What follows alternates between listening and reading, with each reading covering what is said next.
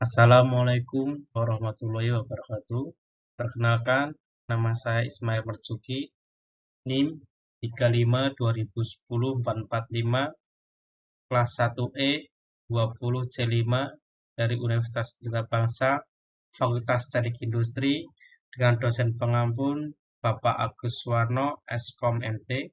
Hari ini saya akan mempresentasikan tentang tugas otomasi industri, di mana tugas tersebut terdapat 9 pertanyaan yang harus saya jawab. Nomor 1, jelaskan apa itu listrik.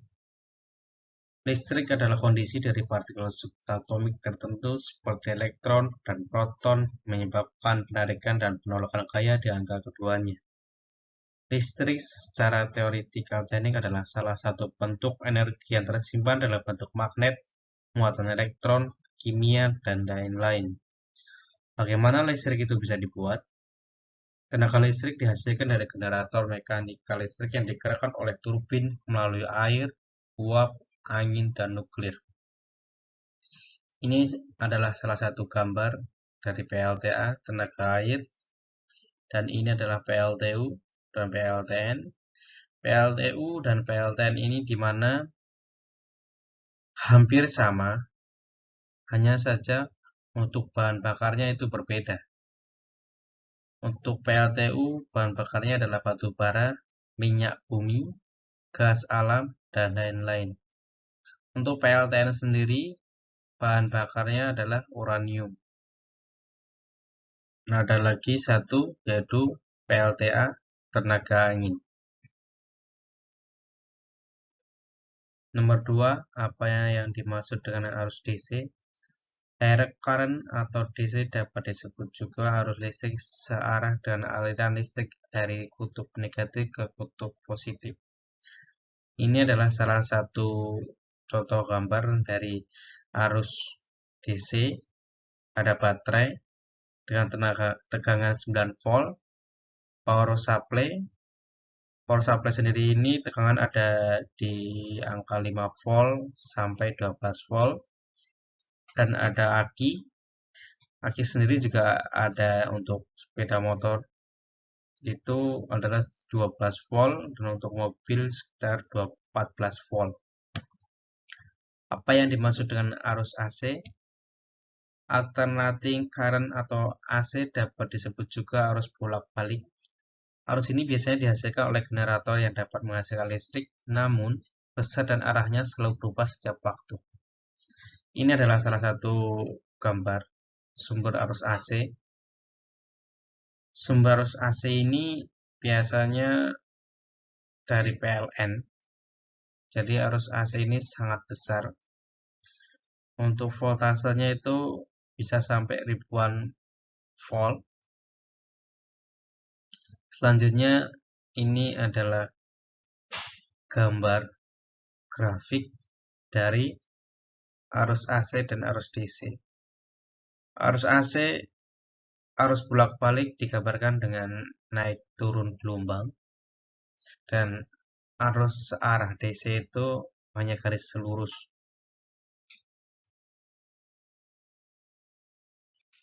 Nomor 3, arus dan tegangan lebih berbahaya mana? Tegangan atau volt disimbolkan dengan V atau beda potensial. Tegangan sangatlah berbahaya, di mana tegangan itu bisa membuat kita tersengat listrik sampai meninggal. Tegangan yang tidak berbahaya yaitu di bawah 60 volt.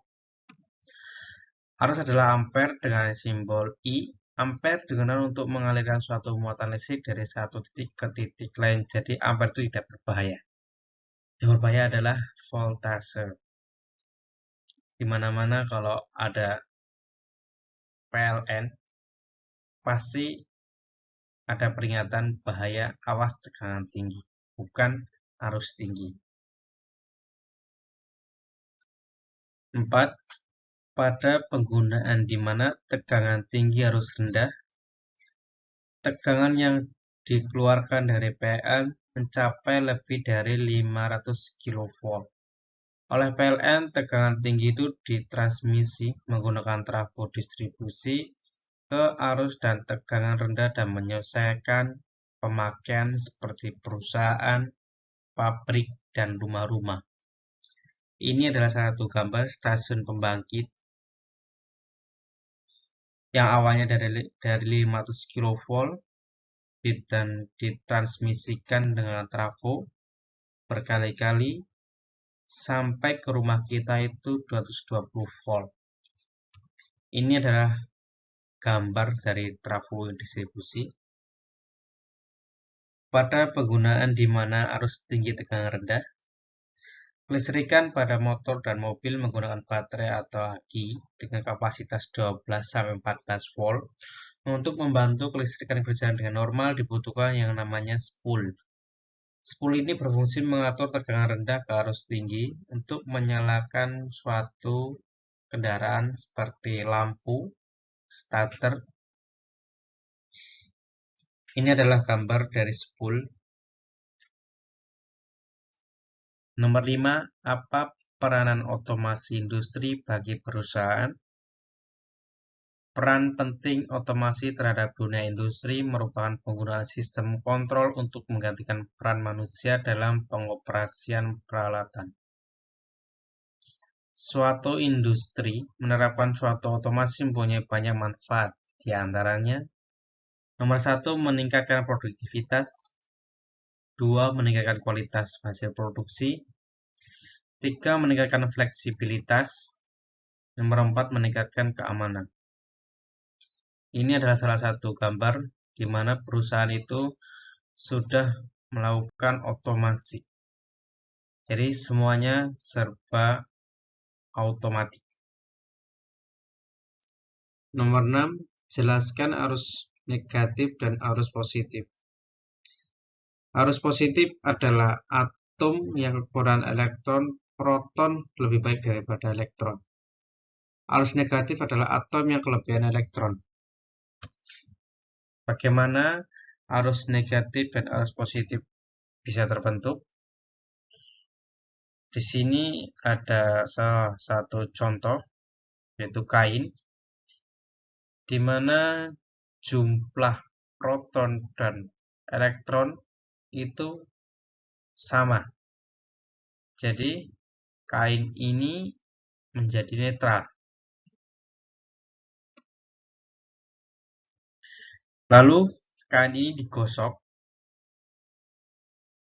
sampai berkali-kali sampai melepas elektron.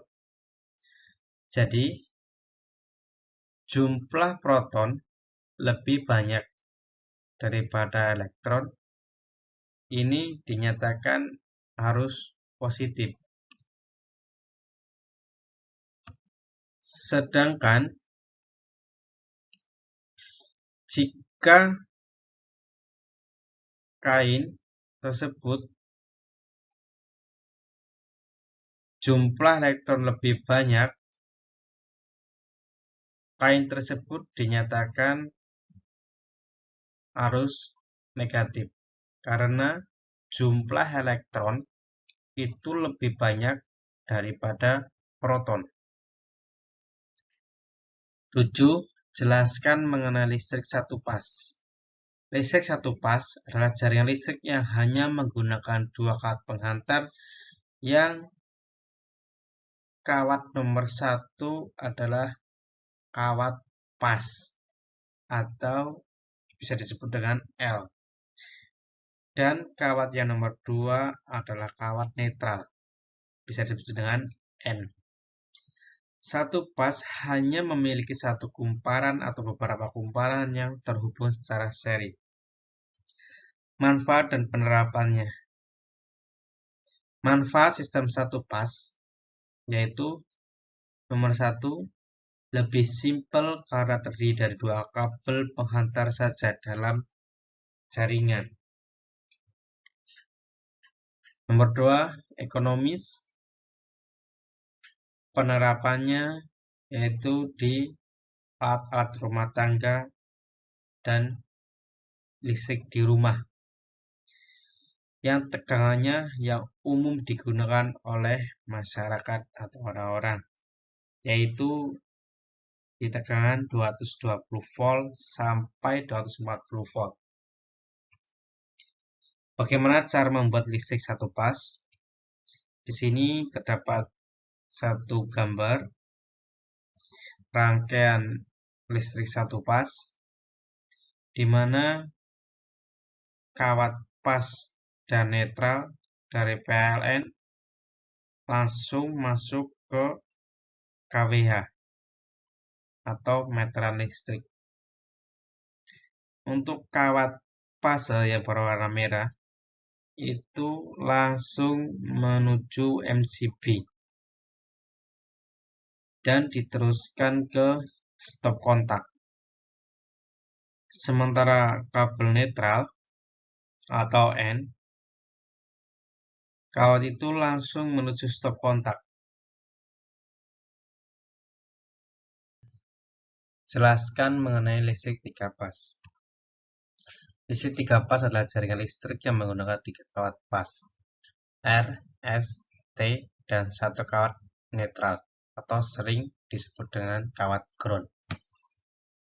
Manfaat dan penerapannya. Manfaat sistem 3 pas: 1. Tegangan yang besar mampu dibagi menjadi 3 pengantar, yaitu R, S, T, dan N. Nomor 2, generator yang digunakan sistem ini ukurannya lebih kecil.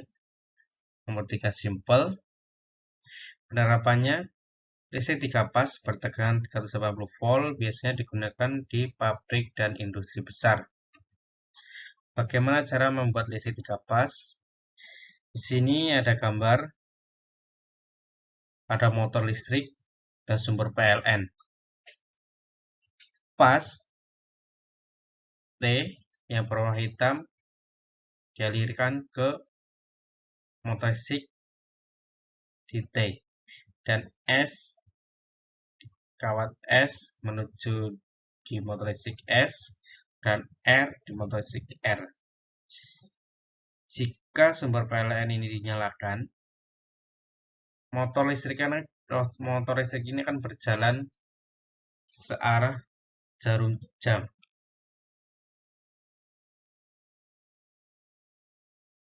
Dan motor listrik ini bisa berjalan berlawanan arah jarum jam jika untuk rangkaian ini ditambahi dengan alat lain seperti relay. Jadi, listrik 3 pas ini bisa difungsikan gerakannya bolak-balik.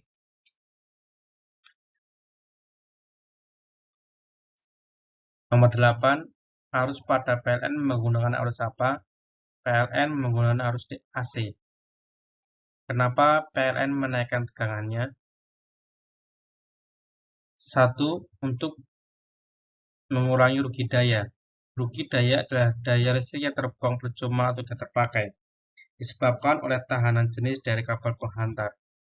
Nomor 2, mengatasi jatuh tegangan. Jatuh tegangan adalah kekurangan atau hilangnya tegangan pada ujung transmisi dibandingkan dengan sumber tegangannya, seperti gambar di bawah ini. Ilustrasinya seperti itu. 3. Menghemat biaya kabel konduktor. Dengan menggunakan tegangan tinggi, arus yang mengalir pada kabel penghantar tergolong rendah, sehingga tidak perlu menggunakan kabel dengan luas penampang yang besar dan harganya sangat mahal. 9. Jelaskan mengenai magnet. Magnet adalah benda yang memiliki kemampuan menarik benda-benda lain yang ada di sekitarnya, yaitu contohnya benda yang berbahan logam. Jelaskan kutub magnet. Magnet mempunyai 2 kutub, yaitu kutub selatan dan kutub utara. Bagaimana magnet itu bisa dibuat? Seperti contoh gambar terlihat, suatu logam digosokkan dengan magnet secara searah, menyebabkan logam tersebut mengandung unsur magnet. Dan yang kedua, yaitu dengan sebuah guluan kawat dialiri arus listrik DC, bisa baterai, bisa aki, maka gulungan tersebut menjadi magnet. Yang lebih tepatnya adalah elektromagnetik. Cukup sekian presentasi dari saya mengenai tugas otomasi industri. Bila mana ada kata-kata yang salah, saya mohon maaf. Terima kasih. Assalamualaikum warahmatullahi wabarakatuh.